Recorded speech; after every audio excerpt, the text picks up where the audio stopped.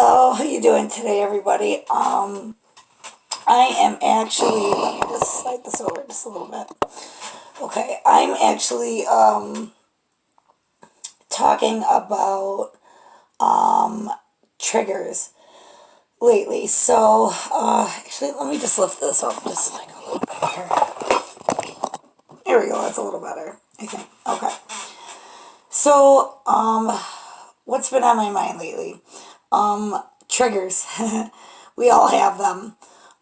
Some will hit you worse than others. Some we don't even know we have until it like comes up in something in some sort of way. And I know, in speaking personally for myself, sometimes the triggers come on like so suddenly and like almost come out of like nowhere. And it almost takes me a minute of a little bit of self actualization and thinking of like where did that come from, or like why did I react that way, or like wow, like why was I so bothered by that. And then sometimes we literally just don't give it another thought and we go on with our day and whatnot. But lately this has been coming up quite often for me. And I've seen it, I've recognized it in the past. Probably like I've been noticing this within the past like few years. More and more, and how things hit me and things like that. But what I don't think I realized up until recently is that like okay, like this triggers me, like okay, this triggered me and I acted like this. And that's almost as far as it went. And then lately, within the past few months, I've started to notice or allow myself to delve into, maybe I wasn't ready before, or maybe it's just a maturity thing, or the way my brain works. But I've been making the connection like, oh my gosh, like, wow, okay, so this happened. I reacted like this. And oh, and it might not be something that I'm consciously like actually like thinking about or like trying to find the answer to, but it's more about it'll just like pop up into my head. It's kind of like an epiphany type deal. Lately that's how it's been. So what I can share with you is specifically, I think it was last week. I I was driving. I told you guys that I manage an estate, the garden on a private estate, and so I was coming home from work the other day, and beyond just the garden, I am also bartending at a new place at Canalside, and then I just got hired as a bartender for a couple of days at another place at Canalside. So the stress level is high. And beyond that, I'm also embarking on like some personal endeavors. Excuse me. Some personal endeavors, which I just feel like I'm kind of called to, especially right now. These videos being one. Another like personal project is I and it just was very happenstance. One of my regulars at the place I used to work, I had stopped in just to say hi to people, and he had said, "Oh hey, Kara, when you gonna give me that tarot card reading?"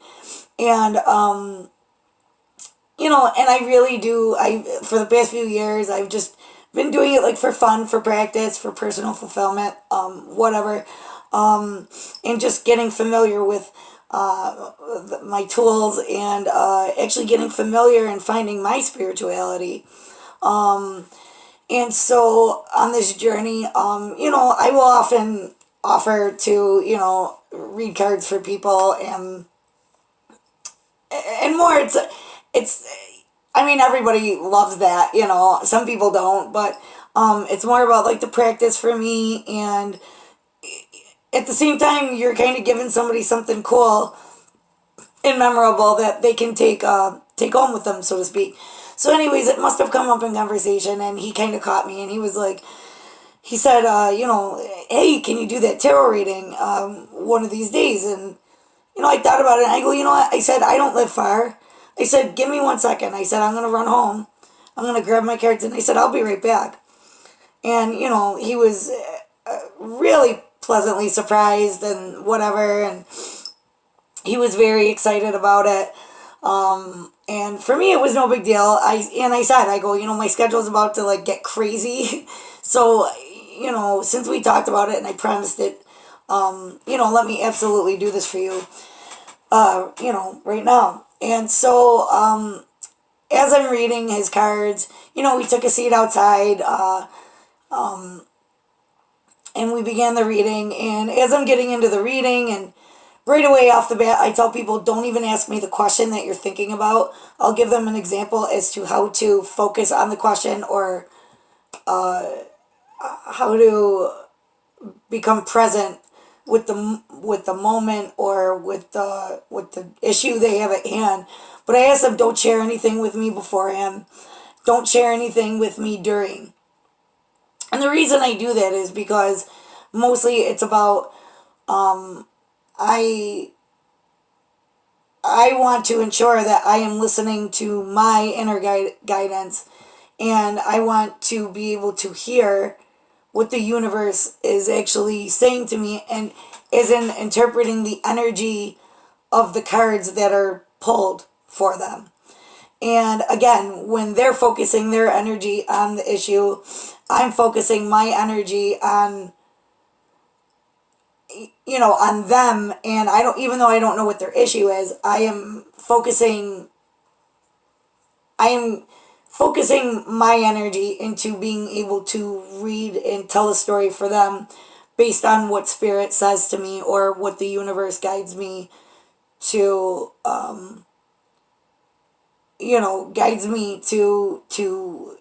interpret for them. Now, the cards are drawn based on literally their energy. And Albert Einstein said it, energy is everywhere. Energy never dies. It just will, shift. But energy is always there. It'll shift in what mode or the way it appears, but energy is always there, and it never goes away. So we all carry that energy, and you know that because you can walk into a room full of people, and if there's a lot of negativity going on, even if you're not an empath, or you don't believe you're sensitive that way, we're all attuned to this energy field. And I mean, you can feel it in the office if your boss is having a horrible day and they like kind of unload on you, or the whole office is just kind of like, everybody's, on edge. You feel that. And every human being feels it. Animals feel it. Animals feel it when there is a storm, a tornado or hurricane. Animals sense energies of past, loved ones that have crossed over. They also experience the energy of something negative, or that is unsettling to them. And we do as humans as well, but we are taught to dismiss it, or shut it down, or explain it away in something that's rational, and, in like rational terms. And sorry guys, I'm just going to lift up this camera. I feel like I'm like looking... I feel like I'm like looking down. There we go. I feel a little bit better now. I feel like I'm eye to eye. And so as to what I was saying, triggers. So I got pulled over. I was coming home from the garden last week. I had worked a really long day. I was cold. I was tired. And I was just ready to get home and like be cozy and comfy and take a bath and, take my time for self-care. And so I was on my way home. I wasn't speeding. And actually that was one of the things. So as I was leaving the garden, I'm cleaning up and putting all my tools away and everything like that. I have one of those, it's awesome.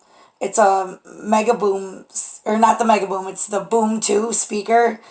I highly recommend these. It is literally my best friend. Sorry, Alyssa. Sorry, Jen. Sorry, Amy. Like, I love you guys, but dude, sorry. But this thing is literally my inanimate best friend. I take this thing everywhere. When I don't have it, I am like heartbroken. But especially on the garden, I jam out. I'm rocking out while I'm talking to the flowers and stuff like that. And so the cool thing about the speaker is so while it's hooked up to my Pandora, if I have a phone call come in, I just have to answer it and it'll come right through my Bluetooth speaker. So, and the range is really good. And I mean, I'm loud enough, of course, but it's loud enough so I can hear it even when I like walk away. Sound quality's excellent. So anyways, the phone call came through. It was my mom. And her and my dad had been like, they had caught each other's colds or something. And like last week, they were just like, don't come to the house. We're sick. They weren't feeling hot at all.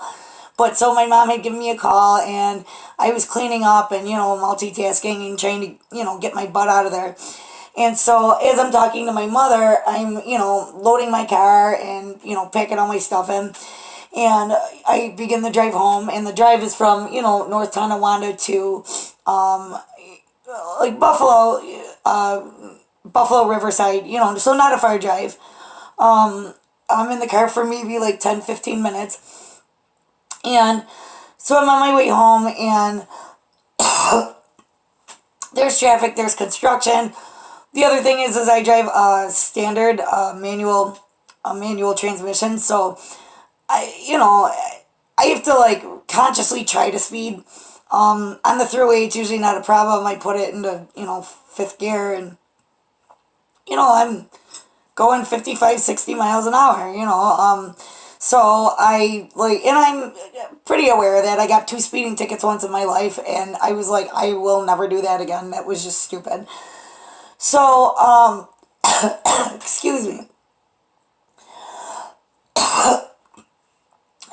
Side note, I went to a concert yesterday with a couple of my friends. We were yelling and, cheering. And so I'm losing my voice a little bit, the weather. And then I just did a cleansing of the space to, just clarify the environment and the energy here. Speaking of energy. But I have a charcoal with resin incense in there. And I think between the concert yesterday, the lack of sleep that I've gotten in the last week because I've been crazy busy, and the weather today, it's kind of hit me in a weird way today. So, anyways, back to what I'm saying. So I'm driving down the thruway. I'm talking to my mother. She's on the Bluetooth speaker. My phone is in my purse. And I'm having a conversation with my mom, and the poor thing she was, not feeling so good, and so I'm taking the slow drive home, and I'm just about to get off the exit, and there is I didn't really like notice it right up until he was like right next to me, but there was a state trooper next to me. I didn't think anything of it because I have nothing to worry about, and it was weird. My mom said something, and everything was super clear, and it was like, I don't know, like there was 1 or 2 words. I like literally just couldn't hear her. And I'm like, what did you say? And she repeated it, and I'm like, what did you say? So I'm thinking, well, she's congested. Maybe it's because she's sick. I picked up the speaker, and I like looked for the volume, and I pushed up the volume, and I go, what did you say? And like I kind of held, and I go, what did you say? So she said whatever it was. I put the speaker down. So at this point, I noticed the state trooper, he kind of cut me off to get off at the exit. I think I had already turned my blinker on. And he got off at the exit, waited on the shoulder. And so I got off at my exit. He followed me. And I knew already. I'm like, all right, he's pulling me over. I'm like, I have no idea why. We'll find out. It's a surprise. So I pull over immediately as soon as I come. And I'm on the side of the street, and the lights are flashing. I'm pulled over, and I said to my mother right away. I go, Mom, I gotta go. I got pulled over. So right away, my mother says, okay, bye. And she hangs up. So everything is disengaged. My phone is in my purse. The speaker's on the seat, but that's it. And so I shut the car off and I wait for him to come over, and I'm looking into my side view mirror, and all of a sudden I hear a tap on my passenger window. And so I look over, and like I said, I drive a manual transmission, and everything in the car is as basic as it gets. So I don't have power windows. I actually have to lean over and unroll the window. And so I do this, and I said, "Hi, officer, how you doing tonight?" And I mean, I was in a good mood. I was tired, but I was in a good mood, and I knew there was nothing to worry about. So, "Hi, officer, how are you?" And I would greet them that way regardless, but less aggravated than I may have been in the past. And I just said, I greeted them, and right off the bat, talk about energy. Oh my goodness, it was like an energy blast of, I don't know, just some real unsavory, just a bad attitude. And so I just thought to myself, they have a tough job. Who knows what his day was like? And so I just let it, I didn't take it personally at all. And right off the bat, his energy was very aggressive and not so kind. And his response to me was, well, you know why I pulled you over, right? Like, really intense. And I just kind of was surprised. And I said, "No, honestly, sir, I really don't." And his response was, "Well, you have a brake light out." And I said, "Do I?" I mean, I don't spend too much time driving behind my own cars, and I really was unaware of this. And I said, "Do I?" And I said, "Well, thank you for telling me." I said, "I really had no idea." And he said, "All right, well," and the first thing he said was, "Now, again, I'm coming from a garden. I'm covered in dirt. I have dirt under my nails. My gardening gloves are on the seat. My shears are right next to me on the seat. And I happen to have a bucket of dirt, a bucket of potting soil in the front seat as well, along with my timesheet, my bottle of water, my speaker, and my purse. And the soil was there just because I forgot to put it away, and I just thought, it's coming with me until I go back." And so right off the bat, he says, "Well, what are you growing here?" And I just was really surprised at the question. And I said, "Nothing." I said, "I am a certified master gardener, and I'm actually literally right this minute just coming home from work." "Well, where's that?" And I said, "Well, it's in North Tonawanda." And well, okay. And, "Well, I saw you talking on the phone." Very aggressive. And I said, "Sir, I said I didn't have the phone out. I said I was on a phone call. I said, but what I was using was this Bluetooth speaker." And I said, "It's been sitting on the passenger seat." And I showed him the speaker. And he says, "Well, who are you talking to?" And I just thought that was an odd question, but I answered. I said, "My mother." I said, she's had a cold for the last, week and a half. And I said, "I haven't talked to her in a few days." And she called me as I was leaving the property. And we've been talking, we were chatting, on the way home. And he goes, "Well, I saw you have a phone in your hand." And I said, "Sir," I said, "I absolutely did not." I said, "If you want to check, my phone's in my purse." And my purse is like, it Velcros. And I said, "You're more than welcome to check my purse. It's in the purse."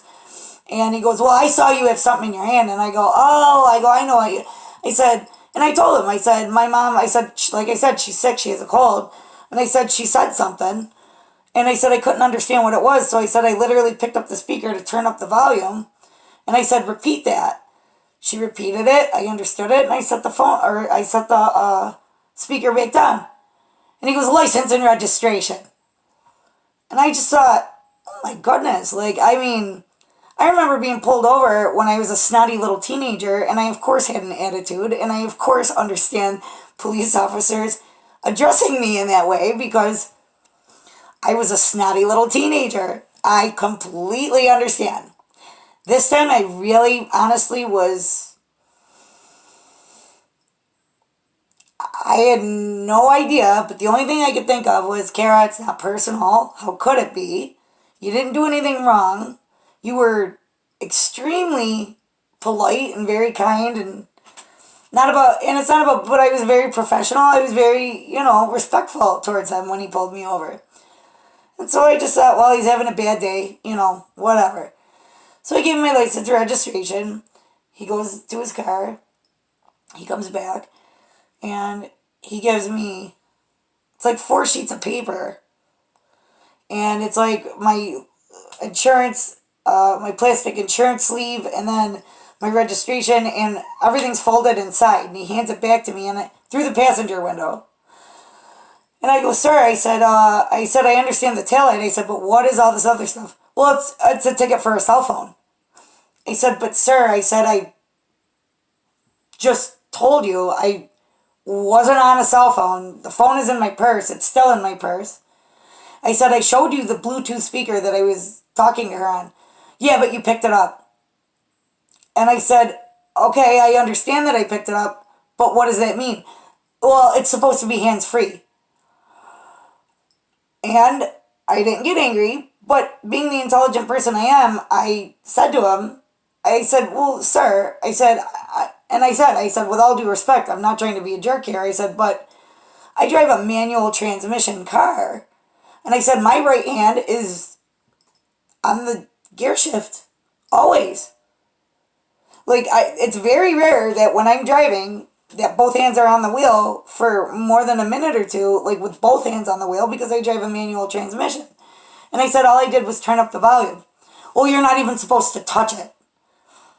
And I was angry, but I held it in and I said, yeah, okay. I said, well, thank you, sir. I appreciate your time. You have a good night now. And he said nothing, just stormed off back to his car. And I just thought, oh my goodness, like, I mean, I understand your job is stressful as a police officer, as a state trooper, but, let's be real here. A person driving home with a taillight with a taillight that was off, who pulled right over immediately had all the right information. My license was ready, my registration was ready, my insurance was ready, everything was valid, everything. And I mean, I just thought that his demeanor was a little harsh the punishment was a little harsh for the crime, so to speak. But again, we talked about this before. I don't know what's going on in his life, his perception, his whatever. And we all have those days and those ways that we project onto other people and whatnot. And so I kept that in mind. I started to drive home, which wasn't far, maybe another 5 minutes. And then I realized, oh my gosh, where's my license? Because I took the 2 tickets out, which are like 4 sheets of paper now, like legal size paper. It's crazy. And so I had the tickets on the seat, my plastic envelope with my registration, my insurance was there, and my license is not there, and I'm starting to have a heart attack. I pull over at like one of the corner stores, and it's brightly lit. Now, let's be honest, my car is a mess because I'm always everywhere. I'm like a traveling gypsy. My car has gardening stuff in it, henna tattoo stuff in it, extra clothes just in case. You never know when you're going to get cold or warm. My car is a mess. And so I'm looking for my license, which seems like it should be like right on the passenger seat, on the floor in front of the passenger seat. Maybe it fell in the bucket of dirt. And then when it wasn't there, and like in the places that it made sense, then I'm looking in the driver's seat, next to the driver's seat, under the driver's seat, under the passenger seat. I'm pulling the seats back. I'm pulling the seats forward. So then I start searching the back of the car, and now I am triggered. I am full blown having like an anxiety attack. And I don't get these very often, but I just got hired at the second place at Canalside. I need my license in order to fill out, the paperwork and prove I am who I am. And I mean, I'm literally starting to go full-blown, full-blown Kara on this. And I take a minute, I breathe, and I think, okay, it's very simple. It fell out in his car. It fell out in his car, or he had it attached to the clipboard while he was writing out the thing or punching in my information, and he just forgot to include it, with the paperwork or whatever. So let's be logical. Woosah, right? So I look up the number for the New York State Trooper, office, whatever it is. I call the number and I say to the guy, and I mean, I was aggravated, but I wasn't rude. He could tell I was, the level of my anxiety was up there a little bit. And I tried to remain as calm and as focused as possible. And I said, sir, listen, I literally just got pulled over 2 seconds ago. I said, he returned my license, my registration. I got the tickets, but my license is not here. And I said, I don't know what to do because I need it for a job. I just got hired, and I said, I have to have my driver's license. I said, on top of it, now I'm nervous because driving around without a driver's license is illegal, and I don't want another ticket. So I'm like, what do I do? He goes, hold on, ma'am. It's all good. He goes, who's the officer? So I give him the officer's name. He goes, let's see if we can get him on the phone. Perfect. Thank you so much, sir. I'm so grateful for your help. No problem. Just hang on the line, ma'am. I'm waiting. It's ringing, ringing, ringing, ringing, ringing. Finally, he answers. And I'm assuming that the person who transferred the call, like dispatch or whatever, maybe gave him a little heads up as to what it was about. And there's that attitude again. Ma'am, what can I do for you? Extremely belligerent. And I said, sir, I said, I have a problem. I said, I realized after I drove away, like 2 streets away, I realized that I didn't see my driver's license.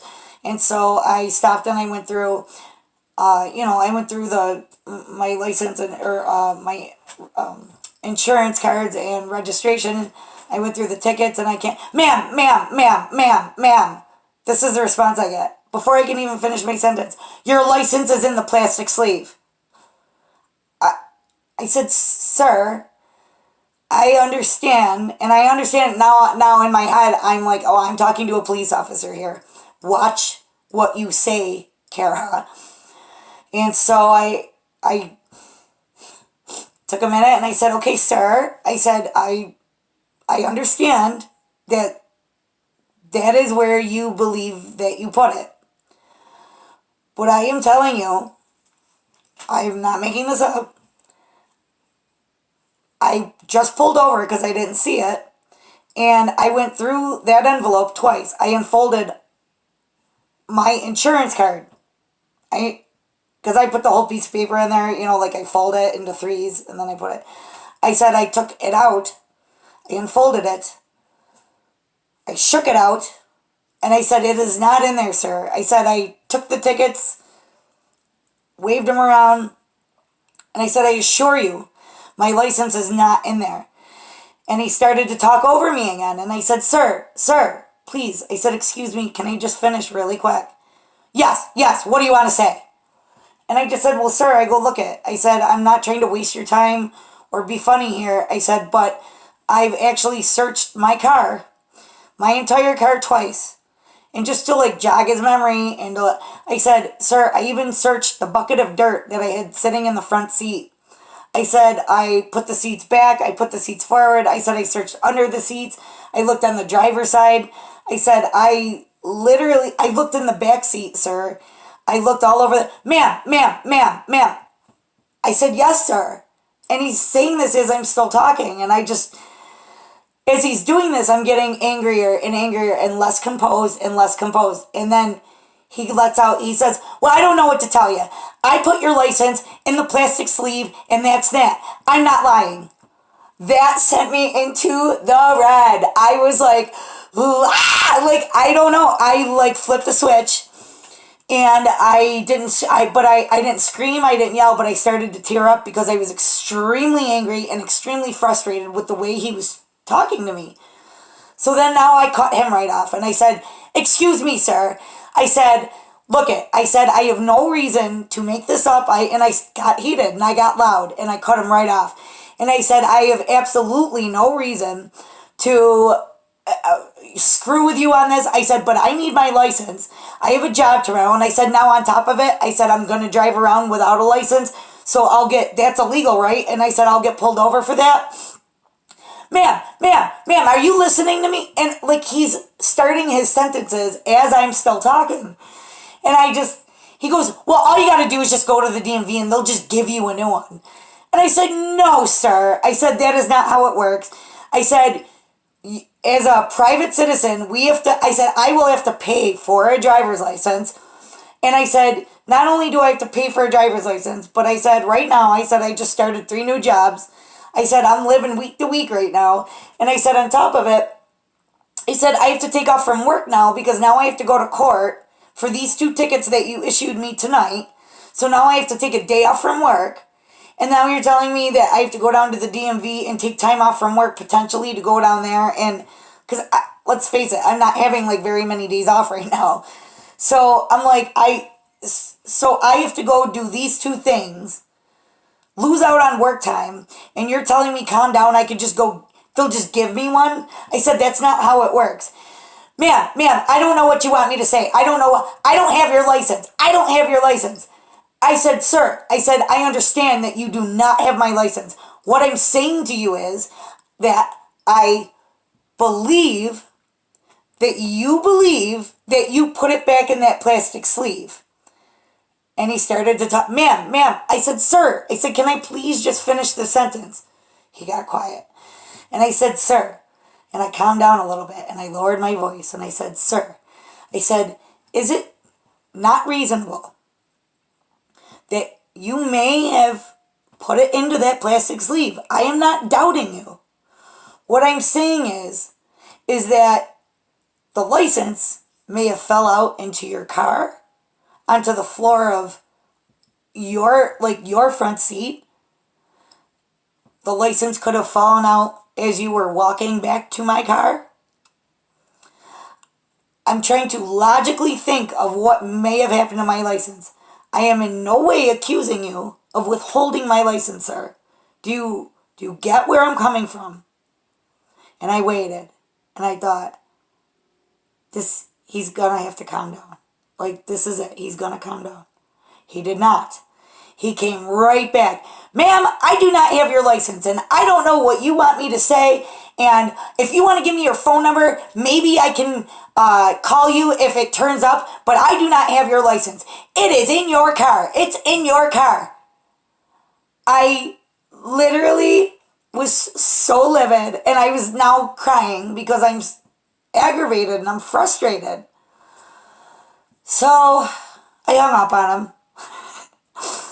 And I went through my car a number of times after, 3-4 more times that evening. Couldn't find my license. The next day I woke up.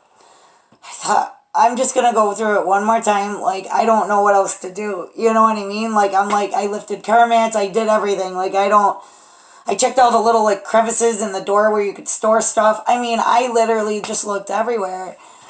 And so it was the strangest thing. I just kind of gave up and I said, well, you know what? I guess it was just meant to be.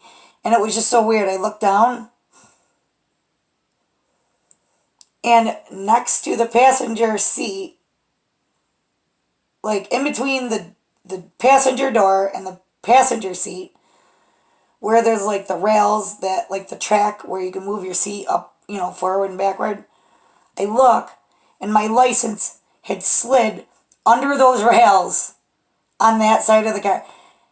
Because he was on he kept coming to my passenger side window, which I'm still not sure why. Anyways, there was my license. And now, I thought long and hard, and I thought, now I feel guilty. I feel like I got him in trouble, or I feel like I gave him like a hard time.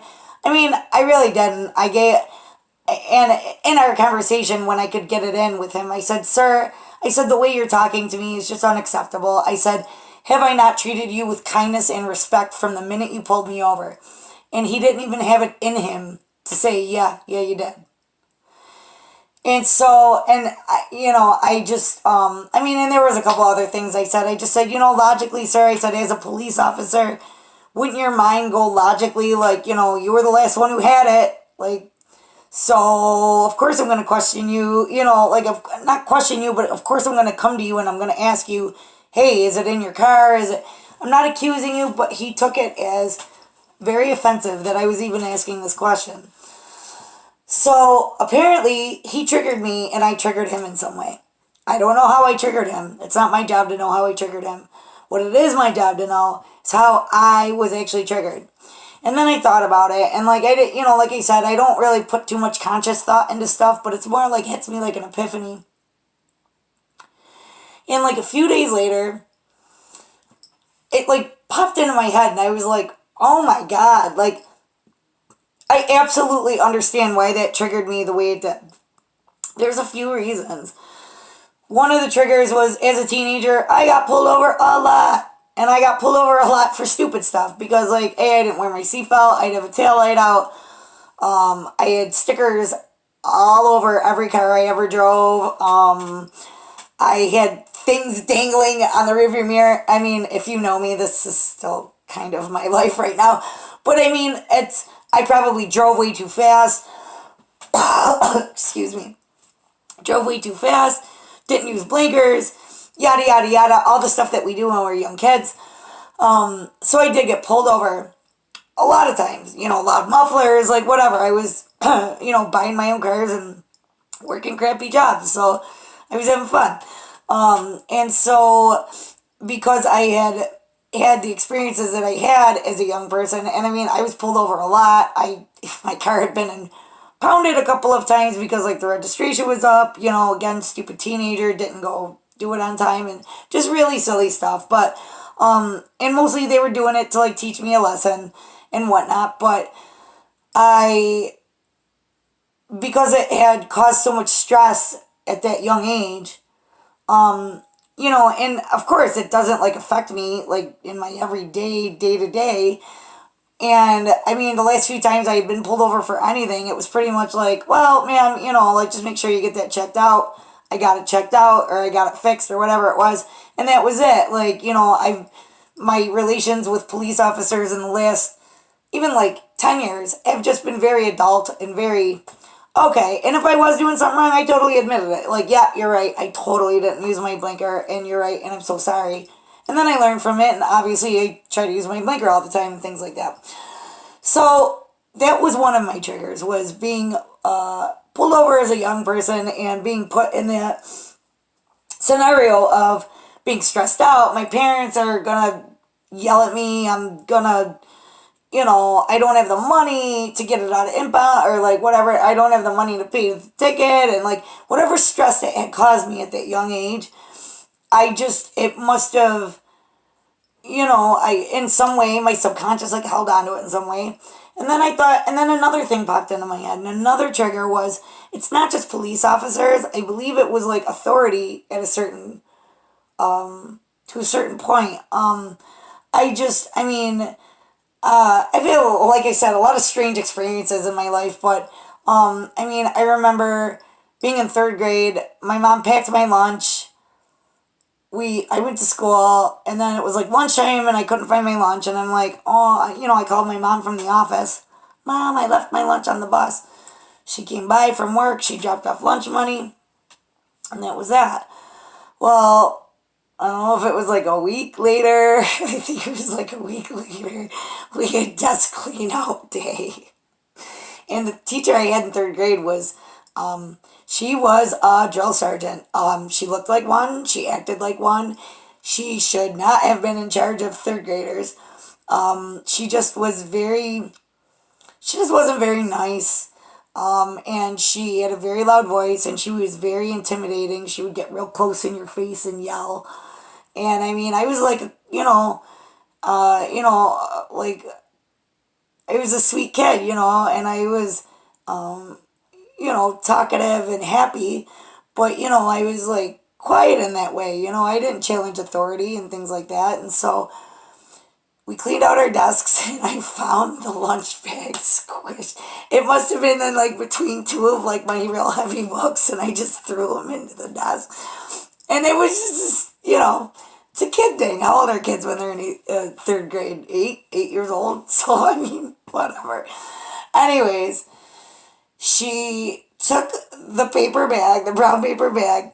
She called me up in front of the classroom, stood me up there, And then she told the other kids, I don't know exactly what she said word for word, but bottom line is look what Kara did.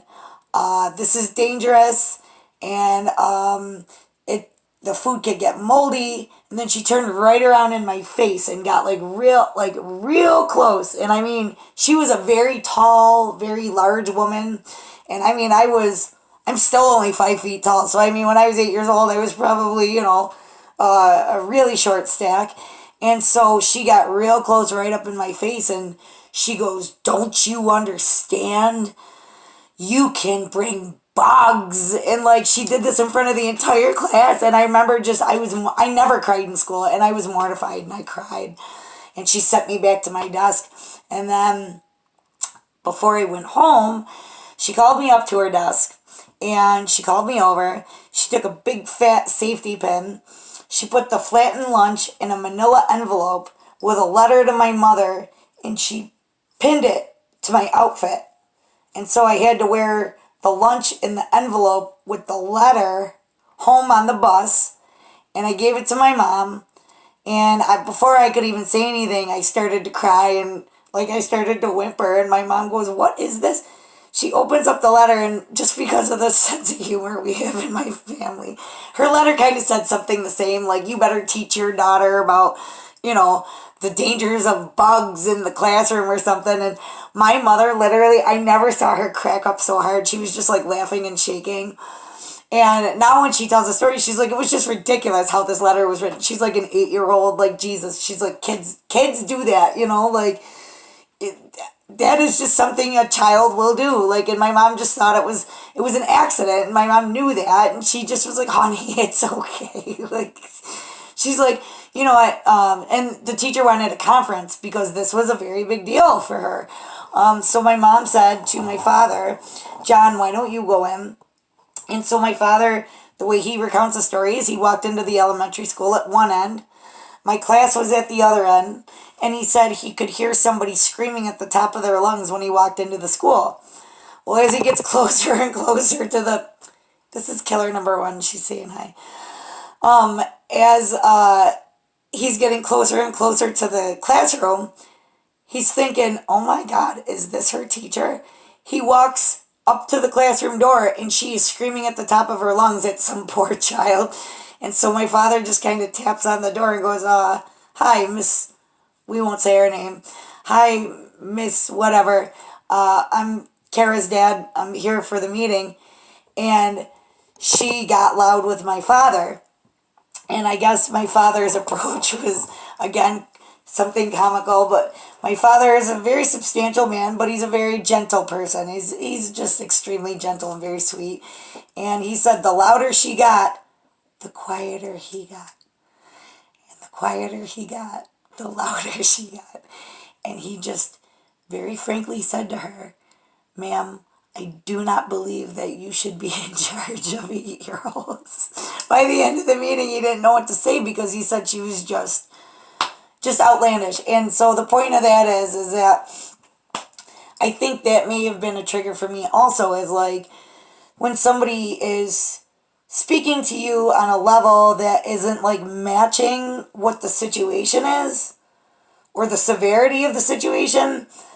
I think my defensiveness just goes up, and I don't know how to explain it, but again, it triggered me in a way. And I do believe that was part of what triggered me with this police officer, because all I could think is I didn't even do anything to him. I didn't say anything to him. I treated him nice. What in the world are you talking to me like this for? And I have just realized that triggers play such an important part of how we handle things. And again, recognizing triggers, that is not something that is just apparent to everybody. This is something that's really, really new to me, actually, probably within the last year. I can honestly tell you that because of where I was in my life at the time, beyond last year or beyond, a year and a half ago, I have to say that understanding that I even had triggers, I probably would have said, "No, I don't have any." and not even realizing like what a trigger actually was, or first of all, I probably wouldn't have even like comprehended truly what that meant.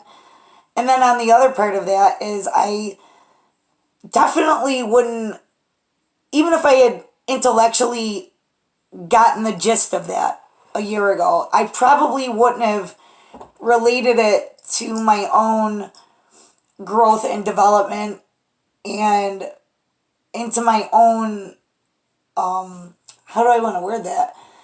Into my own, like, actualization of, like, myself, and how my, how my particular thread interacts with the tapestry of society, or human race, or whatever you want to say. I probably really wouldn't have even have understood the first thing about that on an emotional level. I think intellectually, of course, I definitely would have understood that. But I don't think I would have applied it to myself in the way I am applying now. And I think one of the first times that I actually realized I had it triggered is I was dating my ex-boyfriend. And we had talked about him, my on and off. I love him with all my heart. But anyways, the thing is that when we were first dating, it was the first time I had ever, like, I don't know, like, felt something for somebody. And at that time, I don't think I trusted myself to even know if if what I was feeling was real. I didn't even trust myself enough to know if, oh God, is he like my ex-husband? Did I like, because again, you could take a really kind-hearted, beautiful person, and if you project enough onto them, you can turn somebody into, not that they'll behave that way, but you can, just like I was with the police officer, as nice and as respectful as I was to him, in his eyes, for some reason, somehow I triggered him, and in his eyes, for some reason, I was the devil. He just was not, I don't know. There was just something about my energy, or maybe my directness, or whatever it was, I don't know. But there was just something about that interaction, or just something about me that triggered him. Maybe I reminded him of somebody from his past. Maybe I don't know. Maybe I worded or phrased something in a way that just brought something back. Or, I honestly couldn't tell you. But the point is triggers. This is the subject for today, is triggers. So my best advice to you guys is, when you recognize that, and again, like I said, the first time I noticed a trigger was my ex-boyfriend, like, did something. It wasn't even a big deal. Like, it was like, I don't even know. I can't even tell you what it was. It was something really, not stupid. It wasn't stupid, because that, I think, was the first moment that I realized, holy shit, that was a trigger, and I just reacted outlandishly to something that did not invite that type of reaction. Like, I overreacted. And I don't think I realized what the trigger was at the moment, but I did recognize, like, holy shit, Kara, your reaction was just, like, way too much, way too extra. And so that was the first moment when I realized, like, wow, like, I gotta keep a handle on this, because that is not, you don't want to alienate somebody because something in your past makes you react a certain way that is disproportionate to the action, right? So my point is that we want to be aware of this, folks. If you're not aware of it and you don't know how to find what your triggers are, don't worry, they'll find you. The point is that when you actually can look at yourself from, like, an outside view, or objectively, when you can look at yourself, what you want to actually recognize is, okay, I might not know why this is, why, like, I don't know why I was triggered. I don't know what actually triggered me about this situation. I'm like dying of heat here. I don't know what actually triggered me in this situation, but I do know that I reacted. And being able to admit that, I think, to yourself is because we all don't ever, none of us ever want to be wrong. We don't ever want to believe that we acted out of sorts or that we treated somebody with a disproportionate reaction to what was said or what was done. We don't ever want to admit that we're the ones who overreacted. And I recommend that you don't beat up on yourself by any means.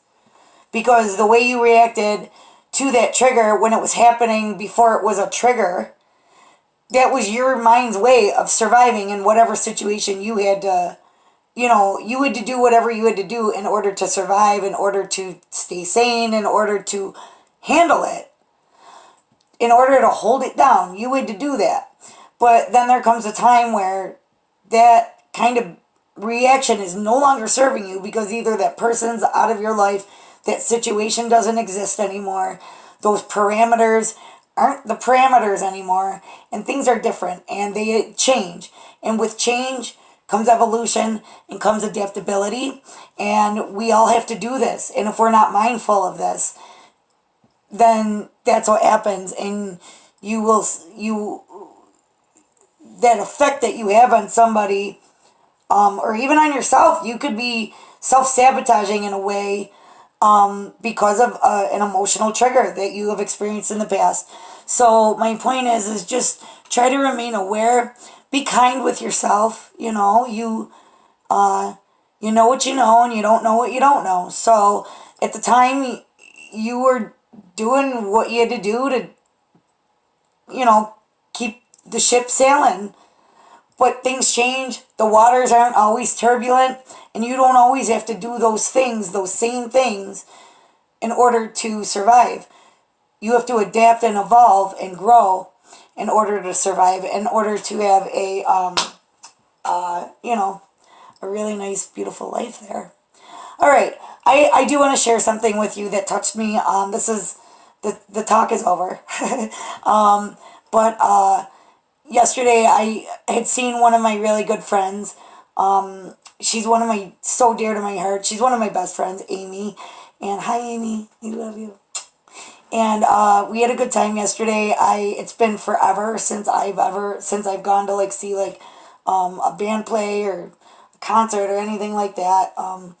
And I went to work yesterday and I had a long, crazy day. And then Amy and I had been planning this for the last couple of days.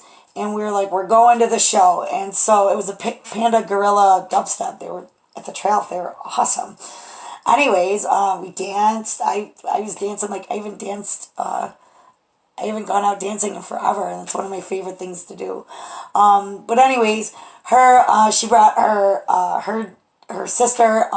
She brought one of her other best friends. And so, Barb and Trey. Hi, Barb. Hi, Trey. So anyways, we went out. We had a really good time. And then after we got back, we all meandered back to my place after a couple of drinks out and stuff like that. And I don't know, Amy totally took me right off guard. And I'm paraphrasing. But she completely touched my heart yesterday. It would just took me by such surprise because it was so heartfelt and just so honest and pure. And she said, and again I'm paraphrasing, but she said, Kara, I feel like there's certain people that I've met and it was almost like I met them to meet you. And she said, you just don't understand how you've impacted my life. And she just said, you just always came at me with love and you never judged me. And you always loved me. she just said, you helped me find my own light. And she said, I didn't even know that there was like magic in the world until I met you. And it made me speechless, but it just meant so much to me. And there was nothing that I was trying to do. I just met Amy on the energy that she carries and the energy that I usually carry, and it's just who I am. And I just thought, wow, I'm just really lucky that, I'm really lucky that I feel very lucky that I could make somebody feel that not make somebody, I feel very lucky that something I did helped somebody to discover something positive for themselves and something positive about themselves. And I mean, she is literally one of the most kind-hearted, sweetest women, hardworking, smart, beautiful, an amazing mother. And I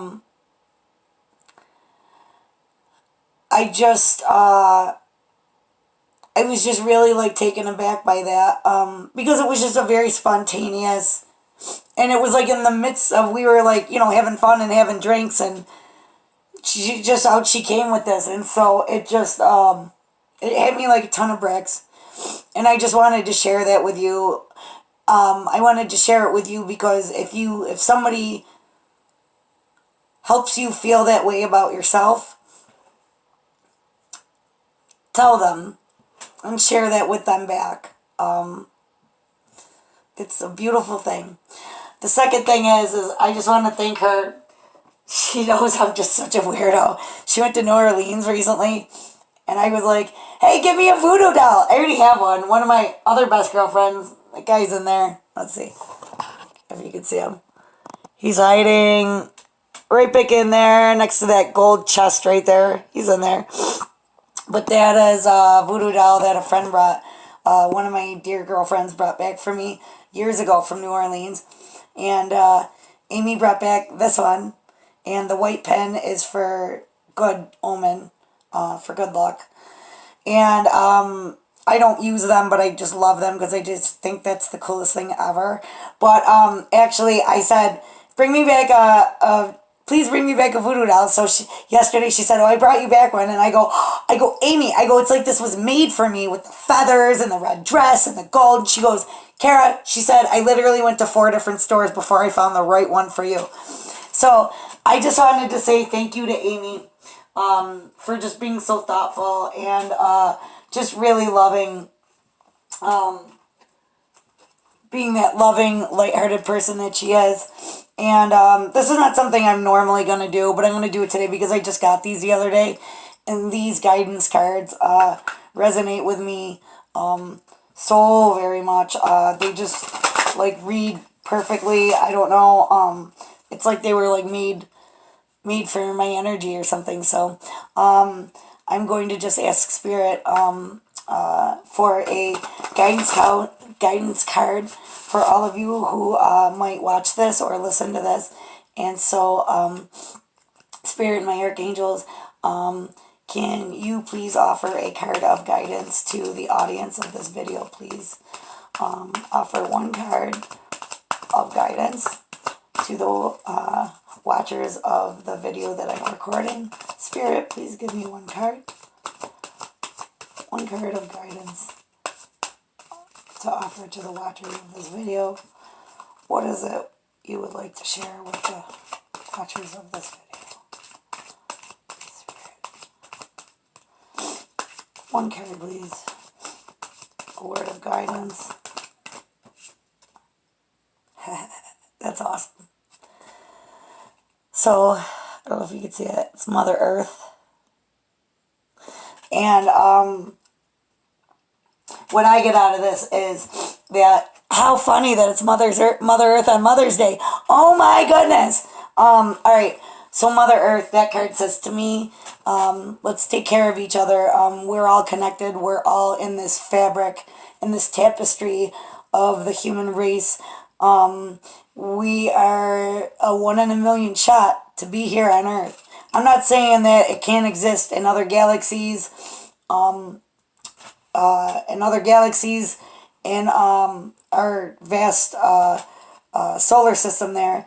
I'm sure it can. If it happened here, I mean, you know. But what I am going to say is that I is that in the whole scheme of everything, we are interconnected here. Like I said, that energy that I talked about earlier, we all feel it. We all feel it. We feel it with each other. We feel it when the barometer changes. We feel it when we're at a hockey game and our team wins. You feel that energy in the room. Same way you walk into a funeral or a wake and you feel the heaviness. You feel the sadness. That's energy. Like, it's not just emotions and it's not just, I mean, it is, but all that comes from energy. And I mean, Carl Sagan said it best, like we're pretty much made up of what stars are made of: primordial ooze and electricity. That's energy. So without the electricity, I mean, our hearts are measured, by something that measures electrical output. Our brain waves are measured by something that measures electricity. I mean, we are electric and we are full of energy, and our energy is intertwined with everybody and with everything. So real quick, I'll just read this to you. Mother Earth, the trees are our lungs, the rivers are our circulation, the air our breath, and the earth our body.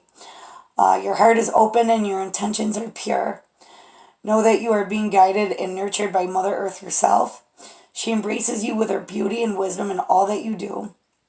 She reminds you of your light through the illuminating stars, your beauty through her flowers, your sacred knowledge and balance through her trees. Nature guides you in every facet of your life, dear one. If you have picked this card, Mother Earth calls out to you in love. Earth Guardian, you are being called to assist humanity in remembering its divine connection to nature. Now is the time to express and share your creativity and wisdom even further. It is through the sharing of your love and talent that others will be inspired to journey to deeper realms within themselves. Transformation and the healing of the earth starts within every human being. The earth simply reflects our inner state. We are all part of one consciousness, expressing it in many forms. When we die, our body dissolves into the earth, which then nourishes the soil, which feeds the trees and the plants, forever weaving, never adding or subtracting in the cosmic connected dance of life. If humanity can focus on healing and nurturing the worlds within themselves, the earth will come to reflect their higher vibrational energy and light. Your work, Earth Guardian, is to assist others to remember their true divine selves and to reconnect with the natural world. Do what you came here to do. You shine your light, walk your walk, and do all this with continued truth and integrity. And the affirmation associated with this is, I am dissolving into the oneness of all that is. If you're interested in the chakras associated with this card, it would be your heart chakra, your throat, your third eye, and your crown. All right, lovelies. Thanks. You're the best. Happy Mother's Day.